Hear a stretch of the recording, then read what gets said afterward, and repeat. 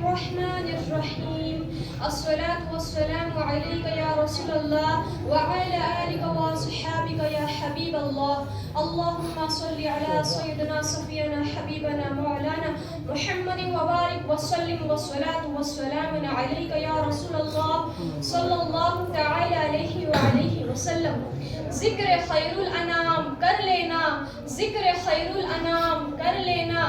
حشر کا انتظام کر لینا کچھ سننے اور سنانے سے پہلے ہے ضروری سلام کر لینا السلام علیکم ورحمۃ اللہ وبرکاتہ وعلیکم السلام ورحمۃ اللہ وبرکاتہ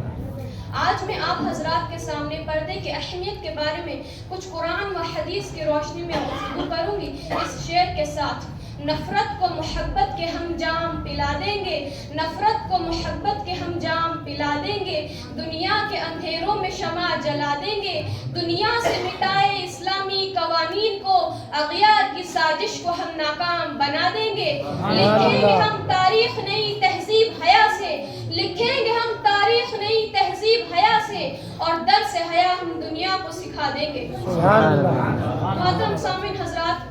پردہ یعنی چھپانا کور کرنا یہ عورت کی عزت کو بڑھا دیتا ہے عورت کے وقار کو بھی بڑھا دیتا ہے یہ حقیقت کسی پر پوشیدہ نہیں کہ پردہ اسلام میں احکام میں خصوصی نوعیت رکھتا ہے دنیا کی کسی قوم میں پردے کا ایسا اہتمام نہیں جیسا ہم مسلمانوں کے پاس ہے یہ بات اظہر من الشمس ہے کہ اسلام کی آمد سے قبل عورت کی قدر و قیمت نہ تھی وہ انتہائی ذلت اور پستی کا شکار تھی دنیا کی تہذیبوں میں سے عیاشی کا سامان سمجھا جاتا تھا یونان ہو یا چین ہر قوم میں بلکہ روح زمین کے ہر خطے میں عورت پر ظلم و ستم کے پہاڑ ڈھائے جاتے تھے مگر اللہ کے فضل و کرم سے اللہ کے حبیب محمد مصطفیٰ صلی اللہ علیہ وآلہ وسلم نے تشریف لا کر اس عورت کو صحیح مقام اور مرتبہ عطا کیا اسے ذلت اور پستی کے گڑھے سے نکال کر عزت اور اکرام کی بلندیوں پر پہنچایا اسے عزت اور حیا کی چادر اڑھائی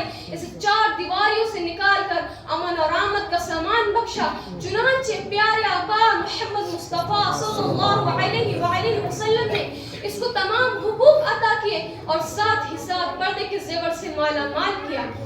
اللہ تبارک و تعالی نے قرآن مزید میں پردے کے متعلق 7 آیتیں نازل فرمائی جیسا کہ اللہ تبارک و تعالی قرآن مزید میں پردے کے متعلق ارشاد فرماتا ہے کہ وَقَرْنَ فِي بُيُوتِكُنَّ وَلَا تَبَرَّجْنَ تَبَرُّجَ الْجَاهِلِيَّةِ الْأُولَى اللہ تعالیٰ فرماتا ہے کہ تم اپنے گھروں میں ٹھہری رہو اور پہلی والی جاہلیت کی طرح بے پردہ ہو کر نہ پھرو محترم سامعین حضرات پردہ عزت اور شرافت کا زیور ہے عورت کو بھی دین اسلام میں قیمتی زوہر قرار دے کر شرافت و کرامت کی بدر و عظمت جیسی قیمتی دولت سے سرفراز فرمایا عورت کی عزت و آبرو کی حفاظت کے لیے حجاب اختیار کرنے اور پردے میں رہنے کا حکم دیتا ہے تاکہ غیروں کی بد نگاہی اور بد خیالی کے گرد و غبار سے محفوظ رہ سکے مگر افسوس اس احسان عظیم پر اسلام کا شکر گزار رہنے کے بجائے اکثر خواتین اس احسان عظیم سے لاپرواہ ہوتی چلی جا رہی ہیں محترم سامعین حضرات جیسا کہ سیدہ کائنات حضرت فاطمہ الزہرا رضی اللہ تعالی عنہا سے منقول ہے حضرت علی رضی اللہ تعالی عنہ سے روایت ہے فرماتے ہیں میں ایک دن حضور پاک محمد مصطفیٰ صلی اللہ علیہ وآلہ وسلم کی خدمت میں حاضر تھا تو حضور پاک محمد مصطفیٰ صلی اللہ علیہ وآلہ وسلم نے صحابہ اکرام سے سوال فرمایا کہ عورت کے لیے کیا چیز بہتر ہے تو صحابہ اکرام نے خاموشی اختیار کر لی کوئی جواب نہیں دیا پھر جب میں اپنے گھر پہنچا تو حضرت فاطمہ الزہرا رضی اللہ تعالی عنہا سے سوال فرمایا کہ عورت کے لیے کیا چیز بہتر ہے تو انہوں نے فرمایا عورت کے لیے بہتر ہے کہ مردوں کو نہ دیکھے اور نہ مرد ان کو دیکھے محترم سامعین حضرات آپ تمام جانتے ہیں کہ آپ صلی اللہ علیہ وآلہ وسلم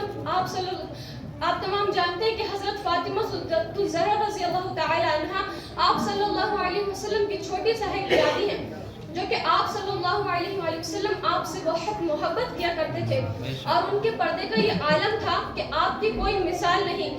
جنت کی حوریں جنت کے باغات چھوڑ کر میدان حشر میں جمع ہوں گے استقبال کے لیے چنانچہ حدیث شریف میں آتا ہے کہ جب آپ پلسرات سے گزریں گی تو آپ کے ارد گرد 70,000 حوروں کا جھرمٹ ہوگا یہ کس لیے کیا جا رہا ہے کیونکہ آپ پردے کا بہت اہتمام کیا کرتی تھی. حدیث شریف میں آتا ہے, حضرت ابو ہریرہ رضی اللہ تعالی عنہ سے منقول ہے, آپ صلی اللہ تعالی علیہ وآلہ وسلم نے ارشاد فرمایا, عورت جب 5 وقت کی نماز پڑھے اور اپنی عزت و آبرو کی حفاظت کرے تو جنت میں جس دروازے سے چاہے داخل ہو جائے گی. محترم سامعین حضرات, اس حدیث سے ہمیں یہ معلوم ہوتا ہے کہ عورت جب باپردہ رہتی ہے اور اپنی عزت و آبرو کی حفاظت کرتی ہے تو جنت کی بشارتیں مل رہی ہیں. اللہ تبارک و تعالی سے دعا ہے کہ مجھے اور آپ تمام کو باپردہ رہنے کی توفیق عطا فرمائے. آمین. السلام علیکم ورحمۃ اللہ وبرکاتہ.